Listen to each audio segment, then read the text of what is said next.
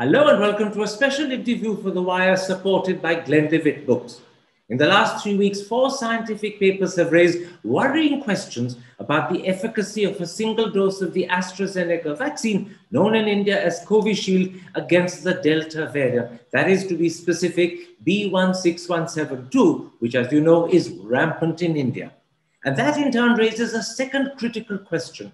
Should we now shorten the gap between 2 doses of Covishield from the present 12 to 16 weeks to just 8 weeks? And if the answer is yes, how quickly do we need to do that? Those are the issues I shall raise today with the President of the Public Health Foundation of India and an eminent cardiologist and epidemiologist in his own right, Dr. Srinath Reddy. Dr. Reddy, I last interviewed you on the 25th of May, just a couple of days after Public Health England had released a study which showed that the efficacy of a single dose of AstraZeneca, which we call Covishield in India, against the Delta variant was just 33%. And Britain, as a result, reduced the gap between 2 jabs of AstraZeneca to 8 weeks for people over 50 and people who were deemed to be vulnerable. In the interview to me, you said, India should follow suit and reduce the gap to 8 weeks for people over 45. But that didn't happen. Instead, over the next 3 weeks, we've had 4 separate scientific papers that have raised further worrying questions about the efficacy of a single dose of AstraZeneca.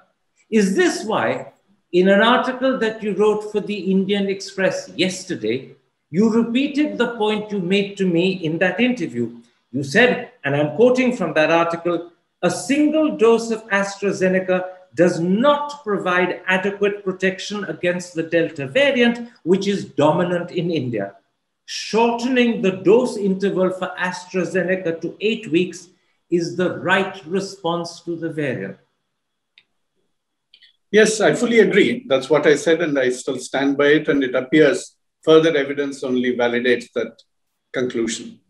So before I come to the further evidence, and I'll go through each of those 4 new studies one by one, you believe that the position today, compared to 25th March when we last spoke, is even more urgent. We have more evidence, we need to act. That's right, absolutely. Let's then come to those 4 studies that I referred to, and let's go through them one by one. The first is a laboratory-based study by the Louis Pasteur Institute in France, and it shows, I'm quoting, sera from individuals having received 1 dose of the AstraZeneca vaccine barely inhibited B16172. In fact, less than 10% of the sera neutralized B16172, and this study concludes, altogether, our results suggest that a single dose of AstraZeneca will not display an optimal protection against B16172. In your eyes, does the French study corroborate and validate the Public Health England study? Well, the Public Health England study is what is called a real-world study. What is happening in terms of breakthrough infections despite vaccination? What the French have done is a laboratory neutralization study of antibodies. Both are complementary. I would always put greater weight on the real-world study than just on the neutralizing antibody study, because immunity manifests in different dimensions and neutralizing antibodies are one part of it.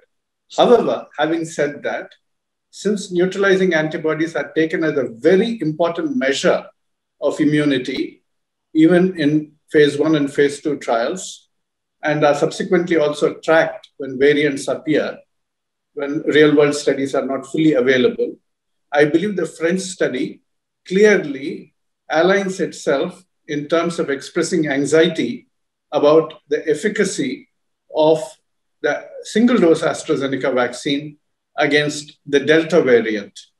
And that is where I believe we also should pay a great deal of attention to that study.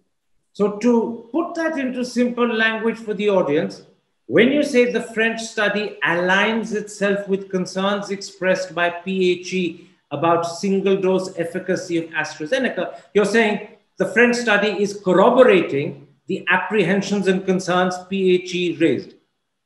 Yes, it is bringing forth a different line of evidence, the laboratory evidence of neutralizing antibodies, and that matters too. And both of them are actually coming to the same conclusion. Both are coming to the same conclusion. Both the Public Health England study and the French study have come to the same conclusion. And the conclusion is a single dose of AstraZeneca, which we call Covishield, provides very poor protection against the Delta variant. Is that right? Inadequate protection. Inadequate protection. But that is the conclusion both studies come to. Is that right? That's right. That's absolutely right. The second study was published by the magazine Lancet on the 3rd of June. And it is, in fact, an attempt to study the efficacy of the Pfizer vaccine against Delta. And the Lancet says that a single dose of Pfizer only provides 32% protection against the Delta variant B16172.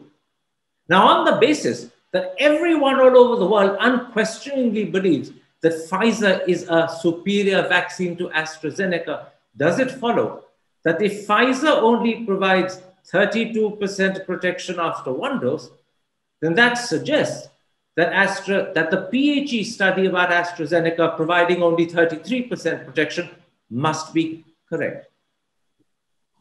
Well, I think the UK experience of whatever vaccines they're using in the United Kingdom at the moment suggests that with the entry of the Delta variant and with the increasing dominance of the Delta variant, which now, according to the latest reports, is responsible for 70% of the new cases in the UK, I believe this concern about the vaccines having reduced efficacy against the Delta variant is very genuine and relevant to us because we are also seeing a surge in the Delta variant. So if we are saying that the Pfizer-BioNTech vaccine is generally considered to be more potent in terms of its efficacy, demonstrated efficacy in various clinical trials in terms of the protection rates, then it stands to reason to believe that the concern about the Pfizer-BioNTech certainly extends even more to a single dose of AstraZeneca. So once again, this study published by Lancet, even though it's about Pfizer, not AstraZeneca, underlines the concerns expressed about AstraZeneca, first by Public Health England and then by the Louis Pasteur Institute. This points in the same direction. Yes, in fact, Dr. Fauci made that point yesterday in his interview to the NDTV, in which he said, in contrast to the experience of the United States, where they followed the right dosing intervals, for the Pfizer-BioNTech, where in the UK, they actually also followed a wider spacing interval. He felt that there were more breakthrough infections in the UK because of the wider spacing between the doses. Absolutely. But and let's not go to Dr. Fauci because NDTV unfortunately didn't take any further what Dr. Fauci said. I don't think they fully understood the implications that lay behind his statement. So let's leave that aside. Let's come back to the Lancet study. And the simple point I'm making is this. If Lancet says that Pfizer, a more potent vaccine, is only 32% effective after one dose against the Delta variant, then that seems to corroborate both what the French study and Public Health England have earlier said, that AstraZeneca, a weaker vaccine, provides inadequate protection after one dose against Delta. Would you agree? I would agree. Now, the third study is actually one done in India. It's done jointly by the National Center for Disease Control, as well as the Institute for Genomics and Integrative Biology. And the study says, and I'm quoting, B16172 is capable of creating very fast rising outbreaks with vaccination breakthroughs. And then much more importantly, the study adds, partial vaccination is an insufficient impediment to the spread of B16172. Now, although this study doesn't talk specifically about AstraZeneca, its conclusion is critical, and I'll repeat that conclusion. Partial vaccination is an insufficient impediment to the spread of the variant. Doesn't that mean that the sensible and wise thing to do is to reduce the gap between 2 doses of Covishield from 12/16 to 8, because partial vaccination is insufficient. Well, since you referred to the Institute of Genomics and Integrative Biology and the study they did with the NCDC, and where they cautioned that not only is the Delta variant on the rise, but that it might affect adversely vaccine efficacy, let me take you to another study that they have done with the Max hospitals. This is with the IGIB and the Max group of hospitals. And this was done before our dosing schedules were changed, when Britain was following the 3-month interval, and we were following initially the 4 weeks interval and the 6 to 8 weeks interval thereafter. This particular study done with the Max group of hospitals by the IGIB says in a manuscript, which I believe is in the publication pathway, quote, in initially seronegative individuals, the second dose at 28 days importantly boosted the antibody response and neutralization effectiveness. This boost may be clinically important in the presence of variants that may reduce the neutralizing efficiency, and a 4 to 8 week gap, as practiced in India, seems appropriate. They are telling the UK that we are following a 4 to 8 week gap, you're following a 3-month gap. Yeah, I think you're making a mistake. We feel against the variants, we are following the right path. Then we went and changed our protocol, and UK actually reduced the gap. This is a very interesting situation. This is very interesting, but I want to clarify it because I think the audience may have got lost in the details. You're making 2 separate points. First of all, you're agreeing with the latest NCDC Institute for Genomics and Integrated Biology study, and that latest one says partial vaccination is insufficient as an impediment to the spread of B1617, and that means you need a shorter gap, not a longer gap. In layman's language, it means reduce 12 and 16 weeks to 8. You're agreeing with that. Can you give me a quick yes to that, first of all? Absolutely. The second thing you're pointing out, and this is ironic, is that earlier, before India extended and expanded the gap, the Institute for Genomics and Integrative Biology had actually done a study which said to Britain, a smaller gap is better than a bigger gap. We believe, given the nature of the virus and the manner in which it's spreading, stick to 4 to 8 weeks. In other words, the Institute was against expanding in the first place when the expansion happened on the 13th of May. Well, they expressed their scientific view. There are multiple reasons why a different view could have been taken by the decision makers. But if we are sticking to science alone, then yes, I think what the Institute said then stands to reason. Absolutely. So now I'm going to take stock before I go further. We have 3 studies, all of which have come out in the last 3 weeks, that corroborate in one sense or another what Public Health England had indicated in mid-May. And just for the sake of the audience, I'll repeat it. Public Health England indicated that the AstraZeneca vaccine only provides 33% protection against the Delta variant, which is why Britain reduced the gap between 2 doses to 8 weeks. India did not at that time. Now, the Louis Pasteur study suggests a lower, smaller gap would be advisable. Comparisons from the Lancet study suggest a smaller gap would be advisable. And so does the NCDC Institute for Genomics and Integrative Biology study suggest a smaller gap is advisable. All 3 suggest a smaller gap, perhaps 8 weeks, rather than 12 to 16 weeks. Let's now come. Yes. Go ahead. Given the Delta variant, that is the recommendation that appears to be appropriate. And we have 3 separate studies from 3 separate sources pointing to the same conclusion. Isn't that right? That's right. Now, let me mention 2 other studies.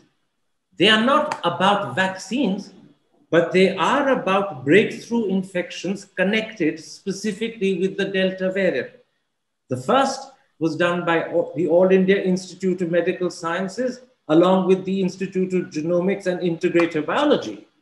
And this one says that 77% of the breakthroughs they studied were caused by Delta in people who had only received a single dose of vaccination. The second study is authored by Dr. A.K. Singh. It covers 515 health workers in 13 states and 22 cities.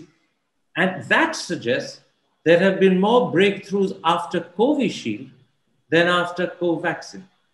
Do you believe both of these studies, in their own separate, different ways, once again suggest a smaller dose between the two jabs of Covishield is advisable?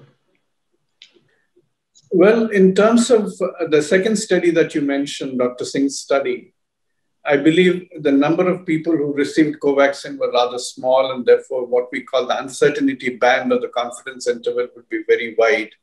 I would wait for larger numbers before reaching any conclusions of real difference between the two vaccines. But the point is made that there are likely to be more breakthrough infections if we do not follow some of the protocols of having a reasonable spacing interval between the two doses. In the initial trials that were done with AstraZeneca, at least in the larger part of the trial, in the international trial, as well as in the large US trial, and even in the bridging trial in India, whose results we have not yet seen, it was the 4-week interval that was maintained. It so happened that the 12 weeks happened to arise by serendipity. But I would say that given the Delta variant, we should review the matter and try and bring it down into a narrower dosing interval rather than the current 12 to 16 weeks. And the two studies that you have cited are definitely also suggestive of the fact that we need to be a little anxious about the impact of the Delta variant on breakthrough infections. Now, we have therefore 5 studies that we've discussed. For the sake of the audience, I'll briefly name them. It's the Louis Pasteur Institute of France. It's the Lancet study. It's the study done by the NCDC in collaboration with the Institute for Genomics and Integrative Biology. And then separately, there are 2 other studies about breakthroughs, not vaccination, one done by Ames and the Institute of Genomics and Integrative Biology, and another done by Dr. A.K. Singh. In fairness, I should say to you that there is a very different contrasting study, which I believe came out yesterday by Mayo Clinic. That study claims that a single dose of AstraZeneca, Covishield, provides 61% protection. But, and the but is very important, the study doesn't say against what variant, nor do we have any way of finding out which variant is the dominant one in the area where the study was done. Therefore, in the absence of these 2 critical facts, am I right in saying that this Mayo Clinic study does not contradict what 3 or 5 earlier studies have clearly pointed towards? Yes, I've also seen a comment on that particular study, I think by Dr. Khan, who says that the next step is actually to start looking at the genomics. Given the fact that there is no genomic association with this study, I would like to believe that we have to go by the studies which have actually done the genomic studies in terms of looking at the efficacy of a single dose. I will be very happy if a single dose provides a good deal of protection against breakthrough infections. But wherever we have had the Delta variant clearly identified, all the studies are pointing in the same direction, that there is a diminished efficacy of vaccines, not just of Covishield, but of all vaccines against the Delta variant. And therefore, depending only on a single dose of Covishield with a widely spaced interval for the second one would be injudicious. So again, in layman's language, the Mayo Clinic study, because it doesn't say which variant the AstraZeneca 61% protection after 1 dose applies to, doesn't, as up till now, contradict the earlier studies. The earlier studies stand, this does not contradict it. Yes or no? Yes, but I think for the sake of our viewers, we must clarify that this Mayo Clinic study has been done in India. Yeah. Absolutely. That doesn't mean to say it's inferior, but it doesn't at the moment contradict the earlier studies.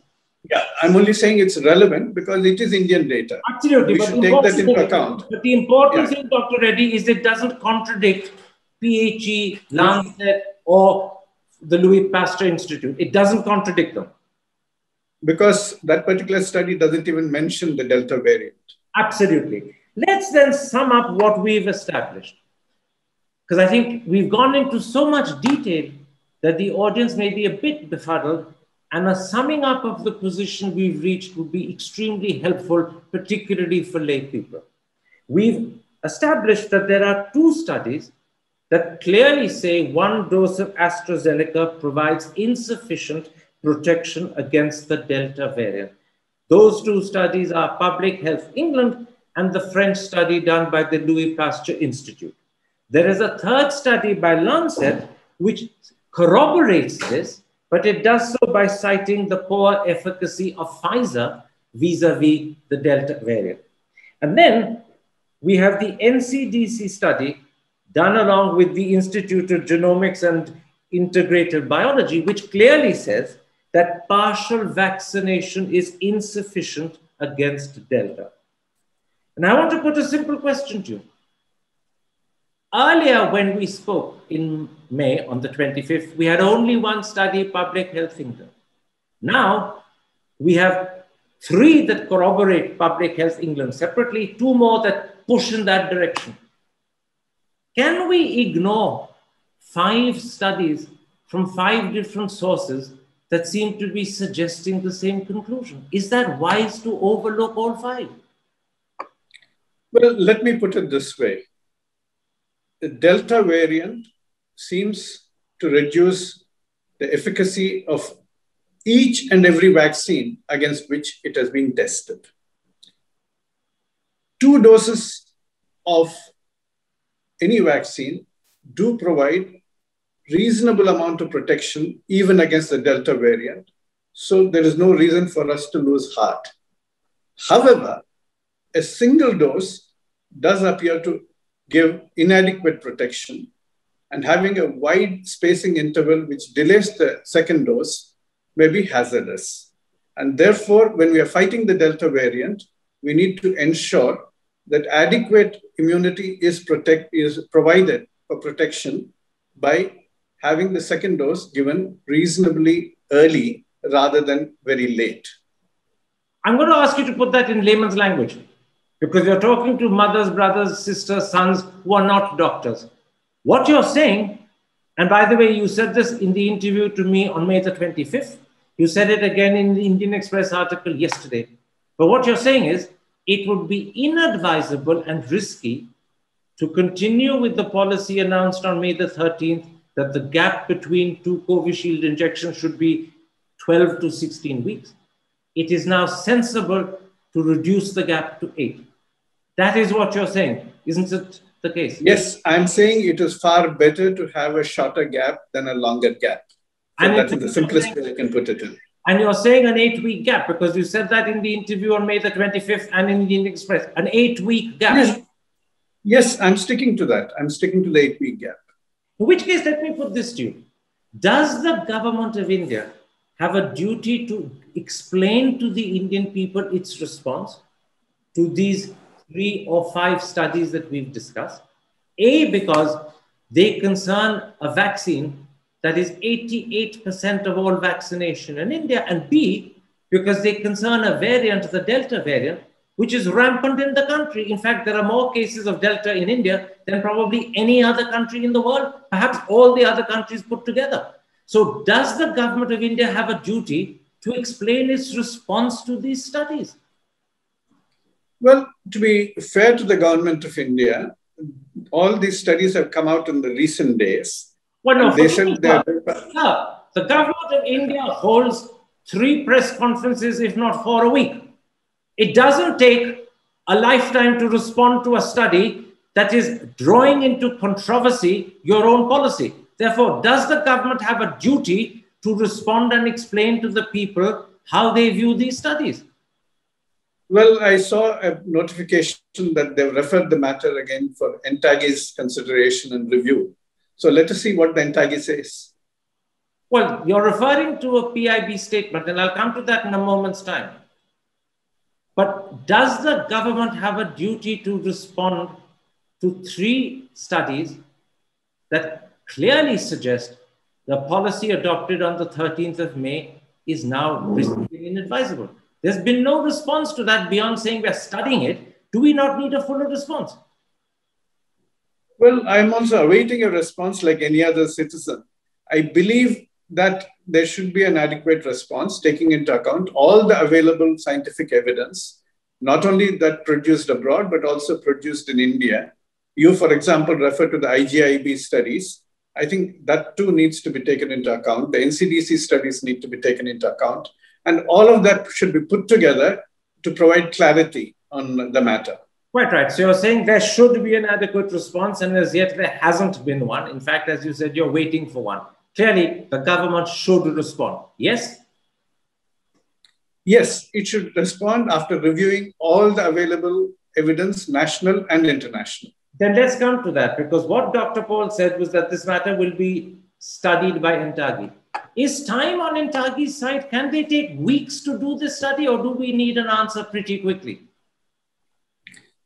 Given the fact that we are seeing the Delta variant spreading rapidly in India and has become the dominant variant in India, even in the UK for that matter, I believe we should review all available evidence expeditiously and, of course, with as much care as possible, and then come to a conclusion as to whether we should continue our current policy or whether it warrants a revision.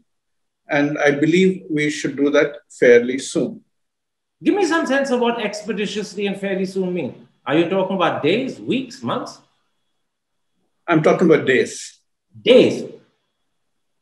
Well, let me tell you that when I interviewed Dr. N.K. Arora, the head of the COVID working group, under whose advice the policy was changed on the 13th of May, and the gap was extended all the way possibly up to 16 weeks. When I interviewed him about exactly this subject, he completely rubbished the PHE study. He said it had multiple faults. He was adamant about sticking to the 12-16 week gap. And he also said that any review would happen only after a national tracking platform was set up. It would take, he said, 2 weeks to set up, and then it would take 2-3 months thereafter to do its study and review.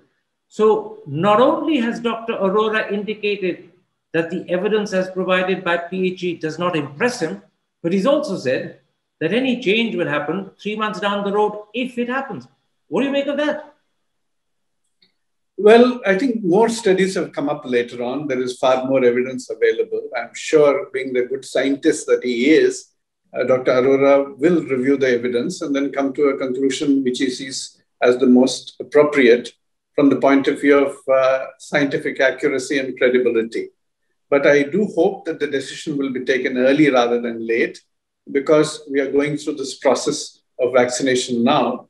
There are still several vulnerable people who have received only one dose, and whether they should wait for 3 months for the next dose or not, that's a matter, I believe, that needs to be settled as soon as possible. All right, Dr. Reddy, let me just sum up the most important thing you've said. You say that the gap between 2 doses of Covishield should be reduced to 8 weeks. That means the policy announced on May the 13th should be reversed. The gap reduced from up to 16 weeks to just 8 weeks. Secondly, you say whatever study or review the government intends to do about the 3 or 4 scientific papers that we've discussed must be done expeditiously and in days, not weeks, not months, in days. In other words, we need to know very quickly and authoritatively from our own government whether they're going to reduce the gap to 8 weeks or stick to the present policy of 12-16. I thank you for that. Yes, because if I have a 65-year-old family member or a friend, I would be anxious to know whether the person is adequately protected or not after having received 1 dose, and whether that person should wait for 3 months for the second dose. So I believe it's better to do this review in days rather than in months. Absolutely. And when 3 scientific papers from authorities like your own NCDC, the Lancet magazine, the Louis Pasteur Institute, not to mention the urethral study from PHE, all of which are authoritative bodies, have indicated in one direction that a gap of 8 weeks is much better than a long gap of 16, then there's a moral duty on the government to speak to the Indian people and explain either why they want to stick to 16 weeks or accept that they need to change. That moral duty is a very important duty.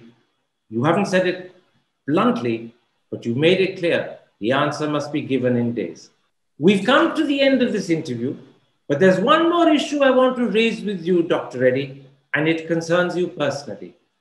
The Press Information Bureau has issued a formal press release about what you said to me as far back as May the 25th and what you repeated in your Indian Express article yesterday, that the gap between 2 doses of Covishield, in the light of all the scientific evidence now available, should be reduced to 8 weeks. In other words, the policy of May the 13th, extending the gap possibly up to 16 weeks, must be reversed.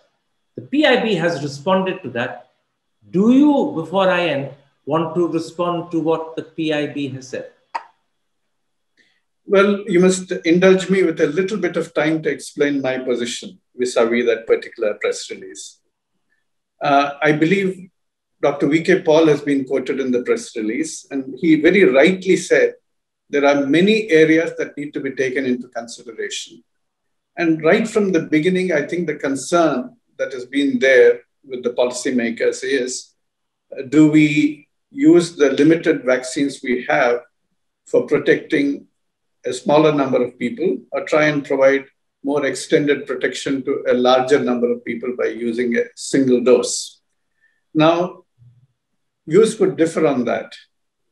Policy requires scientific credibility, financial feasibility, operational steerability, and political viability. I'm taking the scientific credibility part of it into question.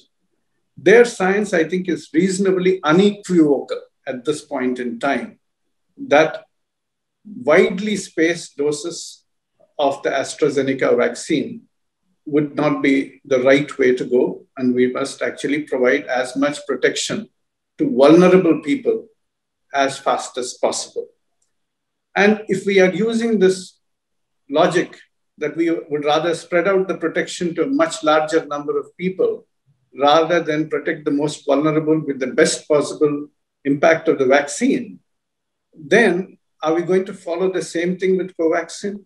Are we going to follow the same thing with the Sputnik vaccine, which is at least sharing the same virus vector platform as the Covishield? Or are we going to let them get away with the smaller dosing intervals? We need consistency. And finally, let me say this. I fully buy the argument that you might want to protect more people, but when the protection is inadequate, it doesn't help.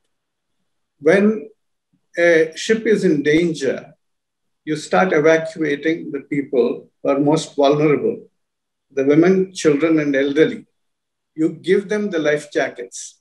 You don't give everybody on the ship half a life jacket and saying that we are trying to protect more people. So when we are coming to the main purpose of a vaccine, which is protection of the vulnerable people against severe infection and disease, then let's do that job properly by giving them the right dosage in the right interval. That's all I'm saying.